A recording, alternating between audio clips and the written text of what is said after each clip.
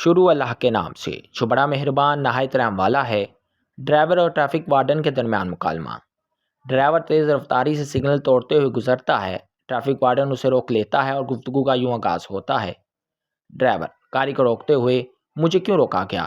Traffic warden: آپ دیکھ نہیں رہے اشارہ بند ہے، اس کے باوجود آپ تیز رفتاری سے بغیر رکے جا رہے ہیں، آپ کا چلان ہوگا۔ ڈرائیور: میری مجبوری سمجھیے، میں اس وقت ایک مریض کی عیادت کو جا رہا ہوں، اس لیے ذرا جلدی میں ہوں۔ ٹریفک وارڈن: اکثر ہماری یہ جلد بازی ٹریفک حادثات کا باعث بنتی ہے، برائے مہربانی اپنے لیے اور دوسروں کے لیے پریشانی کا باعث نہ بنیں۔ ڈرائیور: آپ کیسی باتیں کر رہے ہیں؟ ایک سگنل پر نہ رکنا کیسے کسی حادثے کا باعث بن سکتا ہے؟ ٹریفک وارڈن: عوام الناس کی حفاظت و تحفظ کے لیے ٹریفک قوانین بنائے جاتے ہیں، جبکہ ان کی خلاف ورزی جیسے اوور سپیڈ، ٹریفک اشاروں کی پابندی نہ کرنا، رانگ سائڈ سے آنا وغیرہ جانی و مالی نقصان کا باعث بن سکتی ہے۔ ڈرائیور: میں اپنی غلطی پر معذرت کرتا ہوں، میرا چلان مت کیجیے، آئندہ میں ٹریفک قوانین کی پابندی کروں گا۔